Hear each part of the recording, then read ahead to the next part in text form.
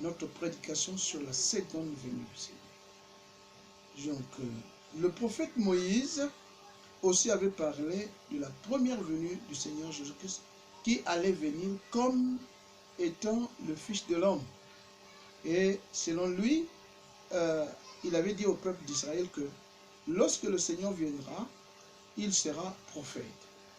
Et cela est écrit dans Deutéronome 18 à partir du verset 15. C'est Moïse qui parle aux enfants d'Israël, qui leur annonce la venue du Fils de l'homme sur la terre. Il dit ceci, Deutéronome 18, verset 15. « L'Éternel ton Dieu te suscitera du milieu de toi, d'entre tes frères, un prophète comme moi, vous l'écouterez. Il répondra ainsi à la demande que tu fis à l'Éternel ton Dieu à Horeb le jour de l'assemblée, quand tu disais que je n'entende plus la voix de l'Éternel mon Dieu et que je ne vois plus ce grand feu afin de ne pas mourir. L'Éternel me dit, ce qu'ils ont dit, eh bien, je leur susciterai au milieu de leurs frères un prophète comme toi. Je mettrai mes paroles dans sa bouche et il leur dira tout ce que je lui commanderai. Et si quelqu'un n'écoute pas mes paroles qu'il dira à mon nom, c'est moi qui lui en demanderai compte. » Mais voilà. Donc là, bien aimé, je m'arrête là. Là, il s'agissait de la seconde venue de la première venue du Seigneur Jésus-Christ. Cette venue vraiment est annoncée un peu partout. Si vous prenez Ésaïe chapitre 35, verset 4, lisez là-bas, vous verrez que dans Ésaïe 35, 4, il est dit que le Messie devrait être Dieu. Le Fils de l'homme devrait être Dieu lui-même. Si vous prenez Ésaïe 7, 14, là-bas il est dit que la Vierge allait enfanter le Messie comme un enfant. Si vous prenez Ésaïe 9, 5, là-bas il est dit que le Messie sera un enfant, un fils, on l'appellera Père éternel, Dieu puissant. Si vous prenez Ésaïe 61, là-bas il est dit que le Messie devrait être loin. Hein? Loin.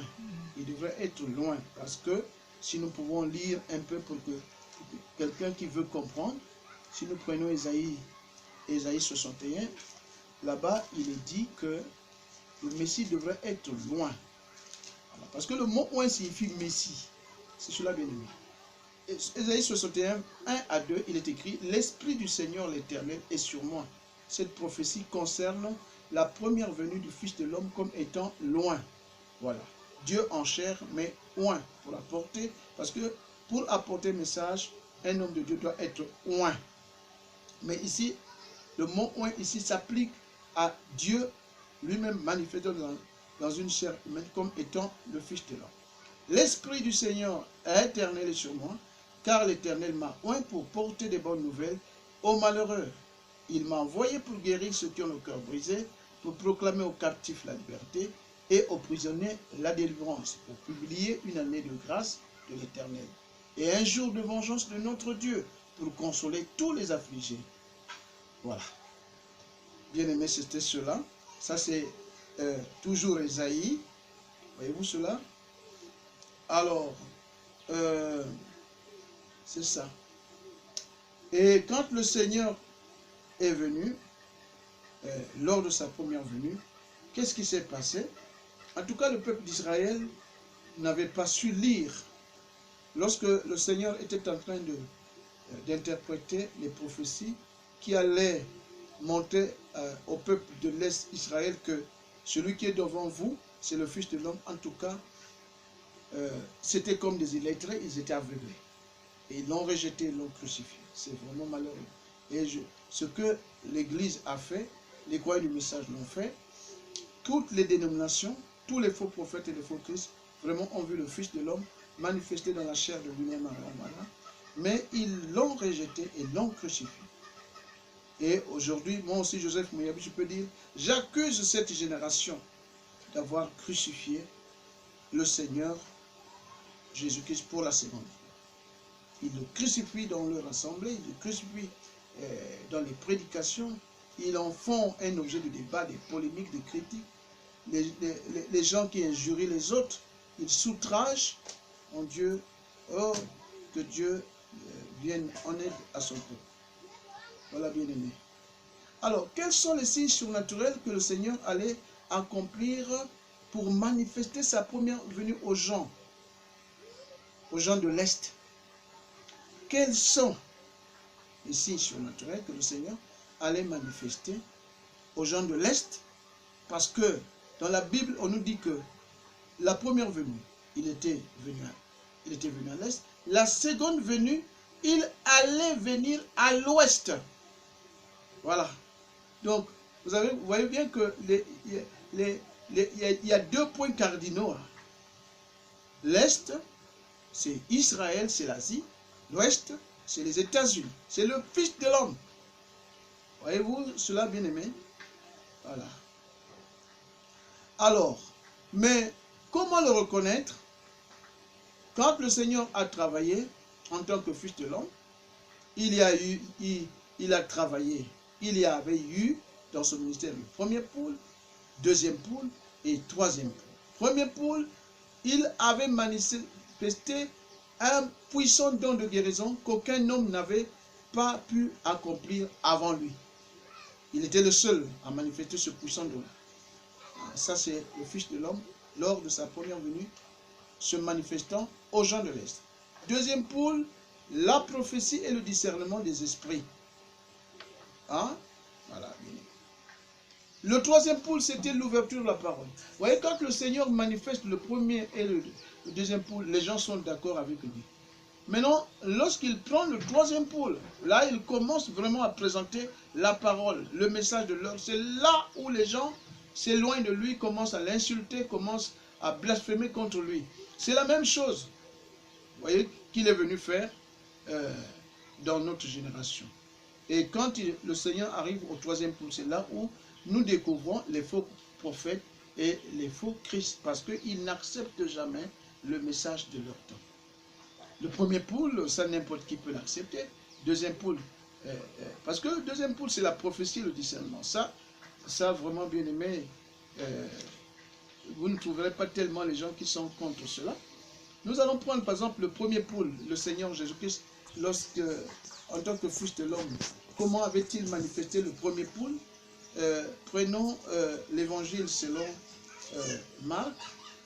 Vous allez voir comment le Seigneur avait manifesté son premier poule. Là-bas, il n'avait pas tellement eu de problèmes avec les religieux. Ah, il n'avait pas eu tellement de problèmes. Prenons Marc chapitre 3, le verset 21. Pas tellement la guérison, on ne peut pas comment. On ne conteste pas, on ne doute pas. Ça, les gens, tout le monde a toujours semblé voir. Alors prenons, donc, les gens semblent toujours voir. La guérison, les gens ne combattent pas. C'est la parole que les gens combattent. Et c'est là qu'on retrouve les faux prophètes et les faux Christ. Si vous combattez la parole que le Seigneur a révélée dans votre génération, voilà la preuve que vous êtes faux. Et qu'est-ce qu'ils font? Ils font des miracles, des prodiges. Le Seigneur leur laisse faire cela, mais pour montrer qu'ils sont faux. Le Seigneur avait dit que les faux prophètes font des prodiges et des miracles, mais la parole, non, ça, ils ne sont pas d'accord. C'est comme ça qu'on...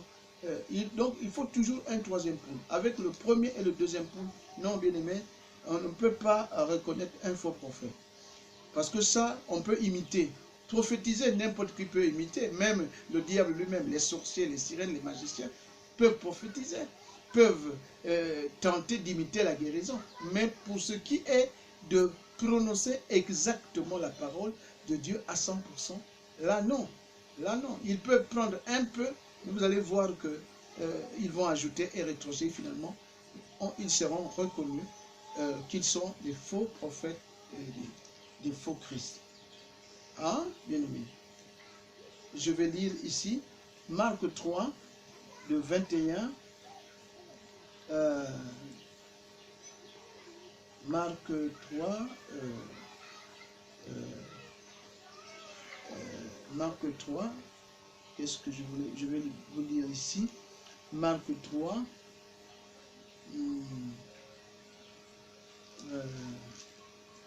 Marc 3, le chapitre,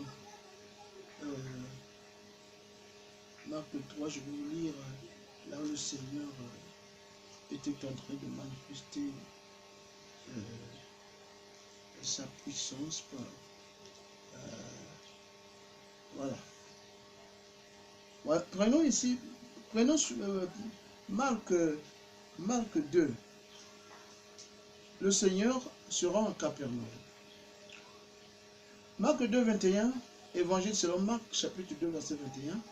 Ils se rendirent à Capernaum et le jour du sabbat, Jésus entra d'abord dans la synagogue et il enseignait. Ils étaient frappés de sa doctrine et ils enseignaient comme ayant autorité et non pas comme les scribes. Il se trouva dans leur synagogue un homme qui avait un esprit impur et qui s'écria: qu'y a-t-il entre nous et toi, Jésus de Nazareth? Tu es venu pour nous perdre. Je sais qui tu es, le Saint de Dieu. Jésus le menaça, disant: tais-toi et sors de cet homme. Et l'esprit impur sortit de cet homme, et en l'agitant avec violence et en poussant un grand cri, tous furent saisis de stupéfaction, de sorte qu'ils se demandaient les uns aux autres: qu'est-ce que ceci? Une nouvelle doctrine? Il commande avec autorité même aux esprits impurs et ils l'obéissent. Et sa renommée se répandait aussitôt dans tous les lieux environnants de la Galilée. Prenons encore le verset 40, toujours de Marc 2. Un lépreux vint à lui et se jetant à genoux, il lui dit: d'un ton suppliant, si tu le veux, tu peux me rendre pur. Jésus, ému de compassion, il tendit la main, le toucha et dit: je le veux, sois pur. Aussitôt la lèpre le quitta et il fut purifié. Voilà. Bien-aimés, les miracles de guérison dans la vie du Seigneur Jésus, ça, moi, tout le monde connaît. Je ne veux pas trop m'étendre là-bas. Mais ça, c'est le premier pôle. Non, avec ce premier pôle-là, les gens ont toujours accepté le Fils de l'homme. Le deuxième pôle, c'est la prophétie et le discernement. Ça, on peut voir ça dans l'évangile selon Jean. L'évangile selon Jean, prophétie et discernement. Prenons la femme samaritaine. La femme samaritaine. Ça, c'est la femme samaritaine. La femme samaritaine. Alors bien aimé, la femme samaritaine, prenons un peu cette affaire. Prophétie et discernement. Le Seigneur eut su que les pharisiens avaient appris qu'il faisait et baptisait plus de disciples que Jean. Toutefois, Jésus ne baptisait pas lui-même, mais c'était ses disciples. Alors, il quitta la Judée et se retourna en Galilée. Comme il fallait qu'il passât par la Samarie, il arrivait dans une ville de Samarie nommée Sichar, près du champ que Jacob avait donné à Joseph, son fils. Là se trouvait le puits de Jacob. Jésus, fatigué du voyage, était assis au bord du puits. C'était environ la 6e heure. La 6e heure, c'est midi, hein? C'est midi. Alors, une femme de Samarie vint puiser de l'eau. Jésus lui dit: donne-moi à boire. Car ses disciples étaient allés à la ville pour acheter des vivres.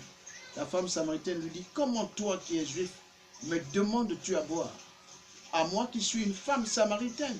Les Juifs, en effet, n'avaient pas de relations avec les Samaritains. Jésus lui répondit: si tu connaissais le don de Dieu, et qui est celui qui te dit: donne-moi à boire, tu lui aurais toi-même demandé à boire, et il t'aurait donné de l'eau vive. Seigneur, lui dit la femme, tu n'as rien pour puiser, et le puits est encore profond. D'où aurais-tu donc cette eau vive?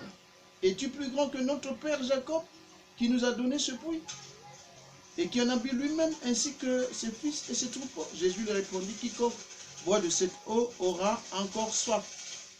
Mais celui qui boira de l'eau que je lui donnerai n'aurait jamais soif. Et l'eau que je lui donnerai deviendrait en lui une source d'eau qui jaillira jusque dans la vie éternelle. La femme lui dit, Seigneur, donne-moi cette eau afin que je n'ai plus soif et que je ne vienne plus puiser. Va lui dire Jésus, appelle ton mari et viens ici. La femme répondit, je n'ai point de mari. Jésus lui dit, tu as eu raison de dire, je n'ai point de mari, car tu as eu 5 maris, et celui que tu as maintenant n'est pas ton mari. En cela, tu as dit vrai. Seigneur, lui dit la femme, je vois que tu es prophète. Ah, vous voyez que la femme samaritaine avait reconnu en Jésus-Christ le Fils de l'homme. Elle avait cru que non, j'ai affaire. Et parce que cette femme samaritaine savait que le Messie viendra, et quand le Messie viendra, nous allons le reconnaître parce qu'il sera prophète. La femme samaritaine était, nous pouvons même dire elle était bénie, sauvée, parce qu'elle avait cru, elle avait reçu le don de Dieu qui était en face de lui. Ce n'est pas vraiment des frères dans le message ou des gens d'aujourd'hui qui, le Fils de l'homme est venu se manifester dans la chair de frère Branham, à l'ouest, aux gens de l'ouest, faisant les mêmes choses qu'il avait fait avec la femme samaritaine, mais qui continuent à se demander si le Fils de l'homme, quand on leur dit que le Fils de l'homme est venu se manifester aux gens de l'ouest, ils ne veulent pas croire. Voyez-vous, mais nous croyons que Jésus-Christ s'est manifesté comme Fils de l'homme dans la vie de notre frère Branham. Voyez-vous, donc quand Branham, entre 1946 et 1965, accomplissait son ministère, c'était le ministère qui manifestait le Fils de l'homme. Parce que ce que le Seigneur avait fait aux gens de l'Est, il est venu le faire aussi aux gens de l'Ouest. Voilà, bien aimé. Alors, prenons encore une écriture. Ça, c'est la prophétie et le discernement. Voyez-vous, je vais prendre encore une autre écriture sur la prophétie. Là, mais il y a des gens, aujourd'hui, vraiment, l'Odyssée vraiment est plein des incroyants, des gens qui ne lisent pas la Bible. Donc, il y a des prophéties que le Seigneur accomplit en leur temps pour leur montrer le temps qu'il est, le message qu'ils doivent croire, mais ce n'est même pas leur problème. Ils sont seulement forts pour discuter, pour débattre, polémiquer et rejeter les choses que Dieu est en train de faire. Comment voulez-vous que les gens puissent dire, j'ai le Saint-Esprit, je vais partir au ciel, oh Seigneur, souviens-toi de moi. Non, bien aimé, quand vous ne pouvez pas reconnaître votre temps et le message de votre temps, vous ne pouvez avoir ni la vie éternelle, ni l'enlèvement. Donc, c'est cela bien dit. Alors, mais, prophétie et discernement, deuxième point. Toujours avec le Seigneur Jésus-Christ, hein, il y avait des gens qui l'avaient reconnu. Prenons encore ceci, Jean chapitre 1er, à partir du verset 33. Le lendemain, Jean était encore là avec 2 de ses disciples. Et ayant regardé Jésus qui passait, il dit, voici l'agneau de Dieu. Les 2 disciples l'entendirent prononcer ces paroles et ils suivirent Jésus. Jésus se retourna et voyant qu'ils le suivaient, il leur dit, que cherchez-vous? Que cherchez-vous? Ils lui répondirent, Rabbi, ce qui signifie maître. Où demeures-tu? Venez, leur dit-il, et voyez. Ils allèrent et ils virent où il demeurait. Et ils restèrent auprès de lui. Ce jour-là, c'était environ la 10e heure. Alors la 10e heure, c'est quelle heure c'est quelle heure d'après vous? C'est 13 heures, je crois. Hein? 13 heures. La 11e heure, c'est 14 heures. Je crois. 16 heures. Hein? 16 heures. La 11e heure, c'est 16 heures. Et la 10e? 10e heure, bon, écoutez, ça vous pouvez chercher dans la... Vous pouvez chercher, je ne vais pas me perdre mes minutes là-bas. Alors, ils restèrent auprès de lui. Ce jour-là, c'était environ la 10e heure. André, frère de Simon-Pierre, était l'un des 2 qui avait entendu les paroles de Jean et qui avait suivi Jésus. Ce fut lui qui rencontra le premier, son frère Simon, et il lui dit, nous avons trouvé le Messie. Bien-aimé, ça c'est qui? C'est André, frère de Simon. Quand il a vu Jésus, moi je ne sais pas comment, il croyait déjà que c'est lui le Fils de l'homme. Donc, voyez-vous, facilement, les élus n'ont pas de difficultés pour reconnaître le don. Quand le Fils de l'homme est là, quand Dieu est là dans la chair humaine, il est voilé. Voyez, Dieu qui se cache et qui se révèle, dans la simplicité, dans une chair humaine, beaucoup sont aveuglés, mais les élus ne sont pas aveuglés. Ils savent reconnaître. Donc André dit déjà à Simon que nous avons déjà vu le Fils de l'homme. Donc écoutez ce qu'il dit ici. Hein? Ici donc, il dit, son frère Simon, je reprends, ce fut lui qui rencontra le premier son frère Simon et lui dit, nous avons trouvé le Messie, qui signifie Christ. Et il le conduisit vers Jésus. L'ayant regardé, dit, tu es Simon, fils de Jonas, tu seras appelé Céphas, ce qui signifie Pierre. Le lendemain, Jésus voulut se rendre en Galilée et il rencontra Philippe. Voyez-vous, ça c'est le discernement. Comment le Seigneur pouvait-il connaître le père de Simon? Et il lui donne un nouveau nom. Tu seras maintenant appelé Céphas, tu seras appelé maintenant Pierre, lui qui s'appelait Simon. C'est le discernement. Il avait un esprit de discernement. Voyez-vous, ça c'est le deuxième pôle dans le ministère du Fils de l'homme. Les gens sont d'accord, les gens le suivent. Alors, continuons. Le lendemain, Jean voulut se rendre en Galilée et il rencontra Philippe et lui dit, suis-moi. Philippe était de Bethsaïda, de la ville d'André et de Pierre. Philippe rencontra Nathanaël et lui dit, nous avons trouvé celui que Moïse a écrit. Écoutez-moi ça. Philippe rencontra Nathanaël et lui dit, vraiment Philippe était vraiment un véritable, un élu de ce temps-là. Il dit, nous avons trouvé celui de qui Moïse a écrit dans la loi et dont les prophètes ont parlé, Jésus de Nazareth. Philippe avait déjà, c'était fini pour lui. Il avait reconnu que non, ça, c'est le Fils de l'homme. Ça, c'est le Messie. Ça, c'est Dieu lui-même qui est en face de nous. Ça, c'est le Fils de Dieu. C'était réglé pour lui. Ce n'est pas les gens de ce temps où, vraiment, avec William Branham, Dieu n'a jamais agi comme ça, avec quelqu'un d'autre, comme il l'a fait dans le ministère de William Branham en 1946. Mais les gens n'arrivent pas à voir que non, ça c'est le Fils de l'homme qui s'était révélé aux gens de l'Est, qui est venu aussi se révéler aux gens de l'Ouest. Voyez-vous? Alors, si on n'arrive pas à voir ça, si on dit non, moi je crois le message, j'ai reçu le prophète, tout cela c'est zéro. C'est zéro. Parce que pour toi, le Fils, ce sont des gens qui pensent que non, la seconde venue du Fils de l'homme n'a pas encore eu lieu. Bien aimé, ça avait déjà eu lieu entre 1946. Toute la vie de frère Branham, la colonne de feu l'a suivi depuis sa naissance jusqu'à sa mort. Voyez-vous, on a pris des photographies, on a filmé. Pensez-vous que le Seigneur faisait cela pour rien? C'était son vase, c'était son corps, c'était sa chair, au travers lequel il était en train de se manifester, comme étant le Fils de l'homme. Et il était venu à l'ouest, comme cela était prévu dans les Saintes Écritures. Voyez-vous? Voyez-vous comment les gens pourraient le reconnaître? Mais aujourd'hui, vraiment, nous avons tellement de pharisiens aveugles. Ils blasphèment, ils disent que non, mais c'est avec... Ils l'ont traité de magicien, l'ont traité de démon. Les mêmes noms qu'ils avaient donnés au Fils de l'homme lors de sa première venue. À l'Est, les gens de l'Est, les pharisiens de ce temps-là, l'avaient donné ces noms-là. Il est venu montrer les mêmes signes. 3 poules là-bas lors de la première venue, 3 poules lors de la seconde venue. Surtout, quand nous prenons le 3e poule, voyez comment les pharisiens, et aujourd'hui dans le message, c'est plein de pharisiens, parce qu'ils ne croient pas, ils ne croient même pas la parole. Ils ne font que discuter, discuter. Mais la parole n'a pas été envoyée pour qu'on la discute. La parole a été envoyée pour que nous puissions la croire et que nous puissions la pratiquer. Mais aujourd'hui, polémique sur la parole, hein, polémique sur le mariage et le divorce.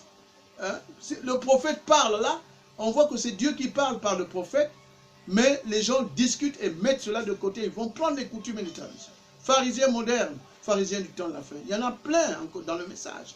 Sur la polygamie, vous voyez comment les gens ne peuvent pas croire que la polygamie... Dieu a dit à William Branham sur la montagne que la polygamie, c'est la loi de un avec plusieurs. Un et plusieurs. Ils ne croient pas. Pourtant, ils lisent bien William Branham. Ils disent que c'est notre prophète. Mais sur cette question-là, Dieu lui a parlé. Il dit, non, on n'est pas là. Pharisiens modernes, incroyants, incrédules. Ils sont nombreux comme ça. Ce sont des pasteurs, ils drainent des foules, des grandes assemblées comme ça. la parole prononcée par le prophète sur le sceau de ainsi dit le Seigneur, ils veulent, alors que le prophète a dit ainsi dit le Seigneur, la loi du sexe c'est un et plusieurs, un homme, un mâle avec plusieurs femelles, ils veulent pas, ils ne sont pas d'accord. Pharisiens, ils tournent la fin. Donc, et après ils prétendent dire qu'ils ont le Saint-Esprit. Vous ne pouvez pas renier le ainsi dit le Seigneur. Hein? La parole prononcée par un prophète sous le sceau du ainsi dit le Seigneur, hein?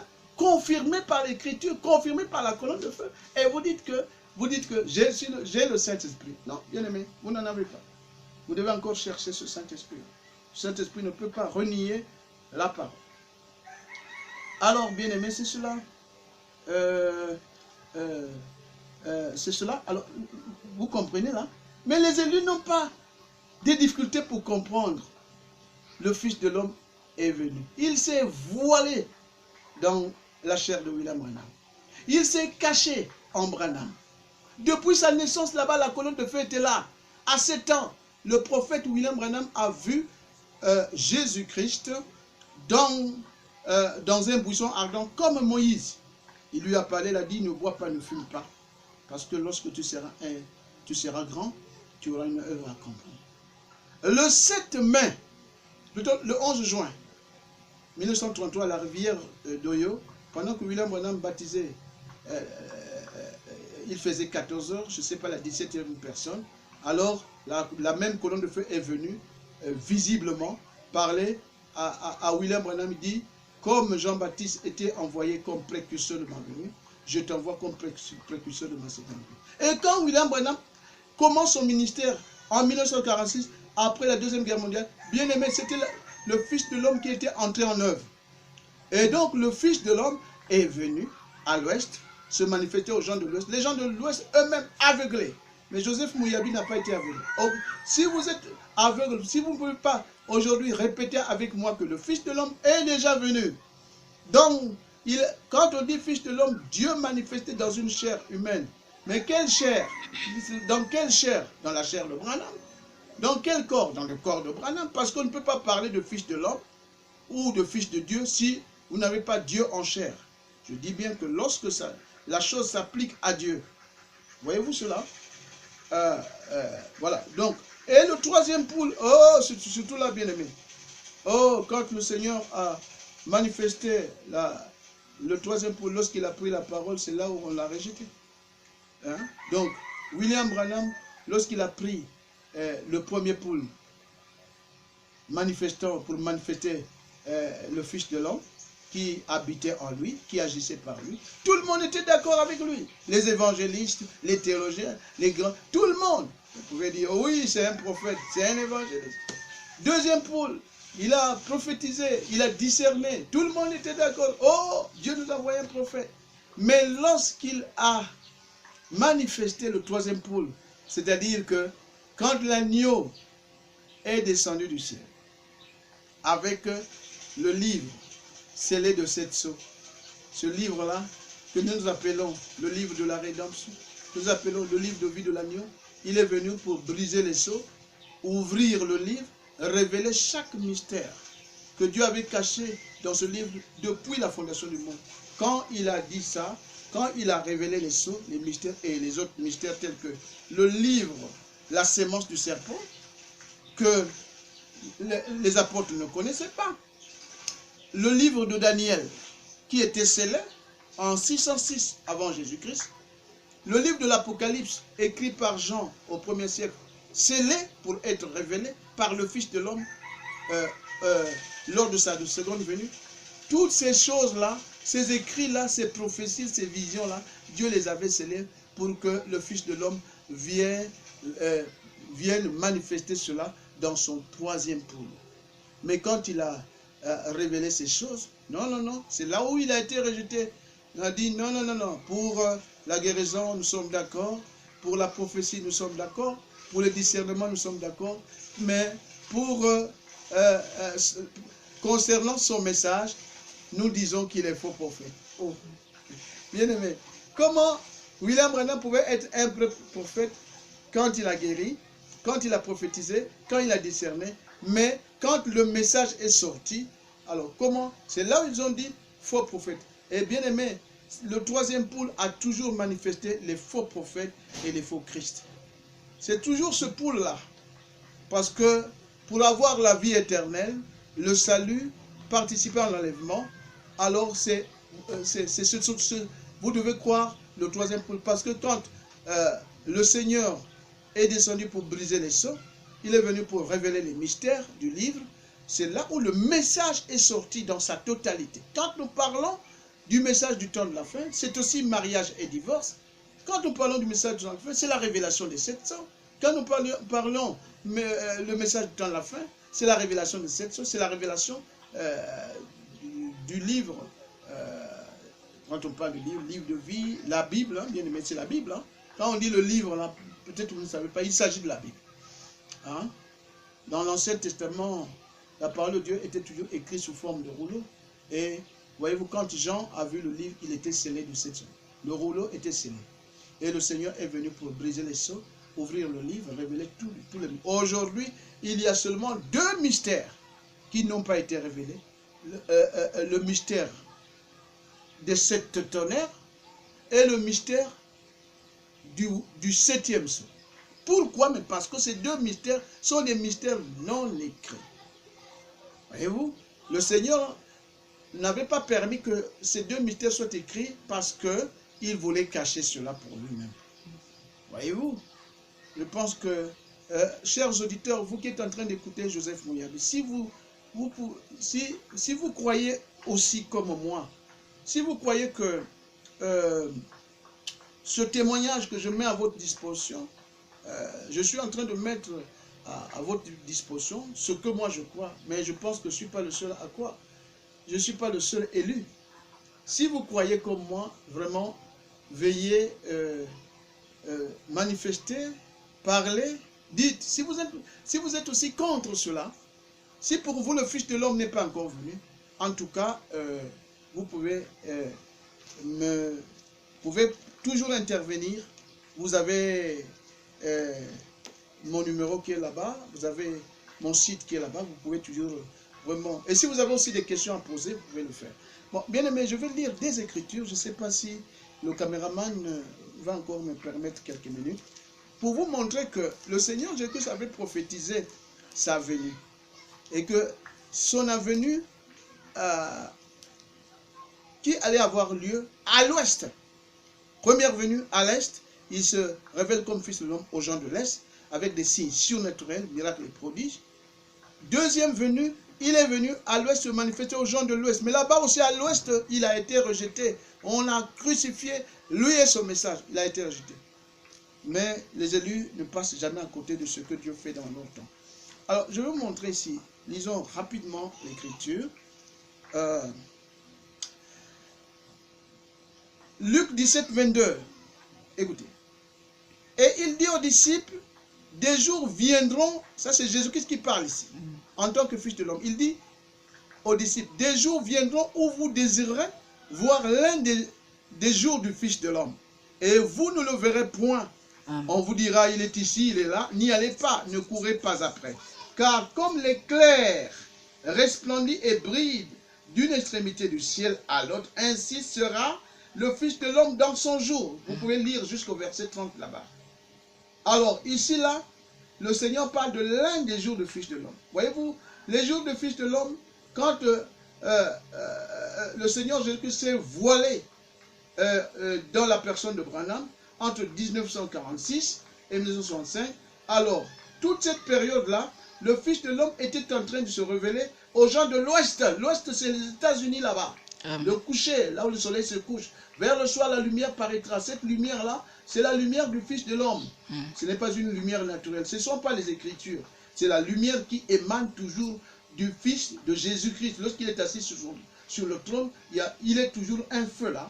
Il est un feu et qui émet la lumière. Et cette lumière donne même l'arc-en-ciel qui entoure le trône. Voyez-vous, bien-aimés? Alors, l'un des jours du Fils de l'homme. Ici, il s'agit de plusieurs jours du Fils de l'homme. Et les jours du Fils de l'homme, ce sont les jours où le Fils de l'homme devait se manifester par le premier pôle, deuxième pôle et troisième pôle. Premier pôle, on l'a accepté à l'ouest. Deuxième pôle, on l'a accepté à l'ouest. Troisième pôle, ouverture de la parole, il a reçu l'épée. Voyez-vous? Et c'est là où il a dit, oh non, pour la guérison, nous sommes d'accord. Pour la prophétie, le discernement, nous sommes d'accord. Mais son message est faux. Oh, donc il est faux prophète. Première vision, c'est un vrai prophète. Deuxième vision, un vrai prophète. Troisième vision, la parole s'ouvre. Voyez-vous? Et c'est là qu'ils ont dit, non, non, non, non, non, non, non. C'est un faux prophète. C'est malheureux, hein? Caméraman, il y en a encore du temps? Non. Ah, je continue encore. Alors, voyez-vous cela, bien-aimé? Donc, ici, quand on dit l'un des jours, ici, là, les pharisiens, quand Jésus-Christ est venu se manifester en William Branham comme étant le Fils de l'homme, pour montrer que le Fils de l'homme qui était annoncé lors de la première venue là-bas à l'ouest, qui allait apparaître à l'ouest, le voici qui est ici. Voyez-vous, ici par exemple, il est dit, comme l'éclair resplendit et brille d'une extrémité du ciel à l'autre, ainsi sera le Fils de l'homme en son jour. L'éclair ici, c'est Jésus-Christ. Hein? Voilà, c'est lui. Resplendit et brille d'une extrémité du ciel, c'est-à-dire de l'est, première venue à l'est, à l'autre, c'est-à-dire l'ouest. Je pense que Matthieu avait vraiment exprimé cela plus correctement, parce que dans Matthieu, vraiment, on nous parle de l'éclair qui part de l'est et qui se monte en orient. Ici, allons dans Matthieu chapitre 24. On avait posé la question du Seigneur, les signes de son avènement. Ici, là, par exemple, nous pouvons lire Matthieu 24, verset 1. Comme Jésus s'en allait au sortir du temple, ses disciples s'approchèrent pour lui en faire remarquer les constructions. Mais il leur dit, voyez-vous tout cela, et je vous le dis en vérité, il ne restera pas ici pierre sur pierre qui ne soit renversée. Voyez-vous? Et il s'assit sur la montagne des Oliviers et les disciples vinrent en particulier lui faire cette question. Dis-nous, quand cela arrivera-t-il et quel sera le signe de ton avènement et de la fin du monde? Le Seigneur avait donné beaucoup de signes. Et parmi ces signes, il avait indiqué un point cardinal, un lieu géographique, là où il allait venir pour se manifester comme étant le Fils de l'homme. Ici, c'est écrit ici, dans Matthieu 24, 27. Matthieu 24, 27. Car comme l'éclair part de l'Orient et se monte jusqu'en Occident, ainsi sera l'avènement du Fils de l'homme. Alors, bien aimé, ici, là, la première venue et la seconde venue. Première venue à l'Orient, deuxième venue en Occident. Ici, là, donc, première venue, il est venu se manifester aux gens de l'Est, Israël, l'Asie, là-bas. Deuxième venue, lors de la deuxième venue, il allait venir se révéler aux gens de l'Ouest. Comme l'éclair part de l'Orient, c'est-à-dire comme le Fils de l'homme. Voyez, parce que l'éclair ici, c'est le Fils de l'homme. Et se monte jusqu'en Occident. Ainsi sera l'avènement du Fils de l'homme. Donc l'avènement du Fils de l'homme devrait commencer à l'Orient, aux gens de l'Est, et avant l'enlèvement, au temps de la fin, le dernier âge, il allait se manifester aux gens de l'Est. Aux gens de l'Ouest, pardon. Voilà. Donc, troisième poule, il a été rejeté. Et prenons aussi ceci, prenons Malachie. Malachie aussi là-bas, les gens ne veulent pas, quand on leur dit que Élie est déjà venu, ils n'acceptent pas. Mais prenons ici, Malachie 4, 5. Malachie 4, 5, 6. Malachie 4, 5, 6. Écoutez. Malachie 4, de 5 à 6.